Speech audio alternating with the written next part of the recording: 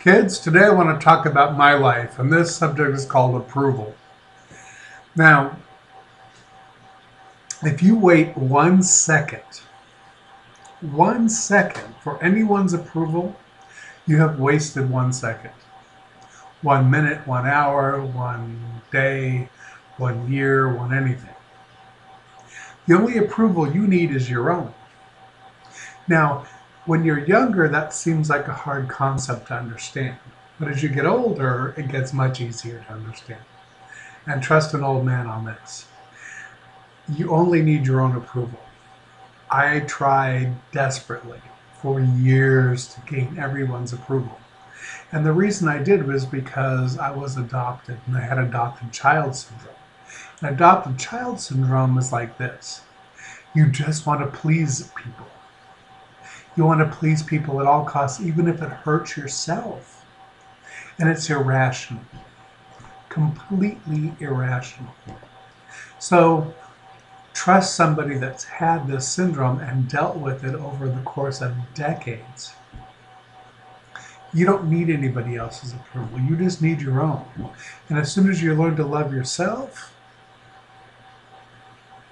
all the rest of everything falls into place. And you can drag yourself through hell trying to please other people. And sometimes you will, but most of the time you won't. Because if you're not loving yourself, you can't be loving anybody else.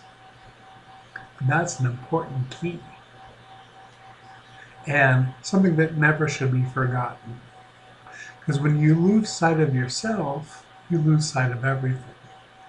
And then you just become a piece of leaf floating down a river with no destination and everything else running your way. And that is hard.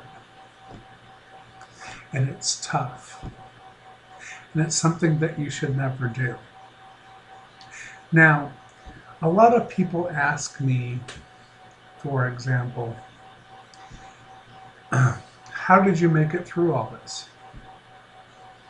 And I've had a very interesting, difficult, exciting, thrilling, you name it, life. I mean, I can't say enough about my life. It's been from one extreme to the other and completely everything in between. And I wouldn't change it for a million years. I was adopted, not once, but twice. I was rejected, not once, but twice, but 3 times. So imagine that. How many other people can claim that in their lifetime? And it didn't make me any less loving. It didn't make me any less um, desired or any less willing to please or anything less of anything. Because frankly, I didn't know any better. My life has only been my life. I can't compare it to anyone else's life. I've seen other people's life. I've heard about them. I've thought about them. But it's nothing I can understand because it's not mine. And understanding your own life and where you came from and how you exist and where you're going and where you came, that's priceless. And to regret any of that is senseless. Absolutely senseless. For example, I wasn't adopted once. I was adopted twice. Twice. Now, that's a unique story. I didn't find out until I was nearly 30. But my parents, who were both fertile, had a problem conceiving, so they adopted a little girl. Her name was Michelle.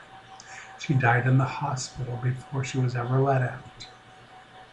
So, in desperation, my grandparents went to the lawyer who they did the private adoption with and said, "My kids are in agony. You will find us a fucking baby right now."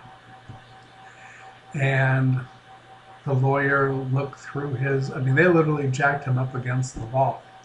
And he looked through his papers. He found a case, me, that was being adopted by another family who was behind on their payments. So the lawyer very illegally said, well, if you catch up on the payments that they're behind and you pay all the rest in advance, you can have this child when it comes out. And as soon as the check cleared, about 10 days later, I came out premature. So I was the quick fix. Truly, the quick fix. I became the oldest child. They adopted a little brother of mine 2 months and 6 days and 1 day later. And he came to the house with a bag of groceries. It was that surprising because obviously my mother wasn't pregnant. We didn't discuss it. I had no idea he was coming, and he just showed up in a basket, just like groceries. And I was like, what the fuck is this? That's about the best of the relationship we ever had. But it taught me a lot because I had to learn to accept this thing that didn't belong to me, that I didn't know about, that just came like celery from the supermarket, and this was my little brother. And I loved him. I didn't like him. I loved him. I didn't like him. And he died at an early age, and it was very sad. It was very tragic. It was very tragic for my parents. It was even more tragic for my grandparents because he died when most 3 of the 4 of them were still alive. And it devastated them because they felt so guilty surviving him. And watching all that pain of my parents and my grandparents made a big influence on me in life. And it gained some emotional understanding of this whole process of family and continuity.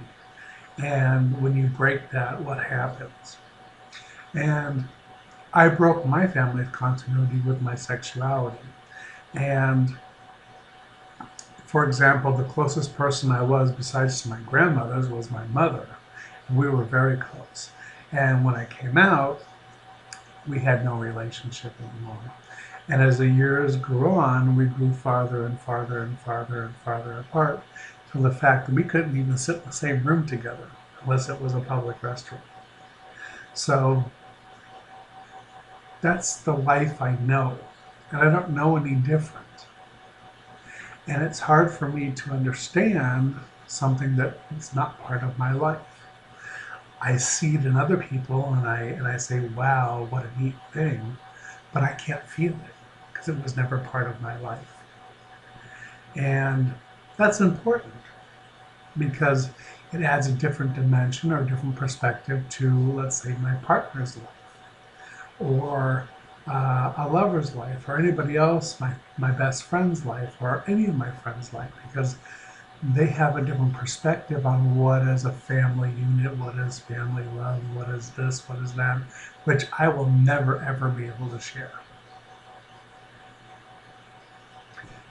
And living your life the best you can is all you can do because you don't know any better. And as much as you try, as much as you study, as much as you learn, as much as you listen, you're only here every day doing the best that you can. And you can't fault yourself for that. And you can't hate yourself for that. You just have to accept yourself for that. And as soon as you learn to love yourself for the best that you can be, your life will be completely bliss. No matter how many challenges, no matter how many rough patches, no matter how many rejections, no matter how many anything happens to you, financial ups and downs, relationships great or collapsing, or whatever it is, as long as you can accept yourself and love yourself for who you are and the best that you can be, you have it in the bag. And that's my story for today. In my life, I've learned this. And it hasn't always been easy. Sometimes it's been very rough. But the ride has always been worth it because When you have a tough ride, you have some great stories to tell. And if you get it too easy, you don't know how to cope. Just some advice from an old man. Have a good one.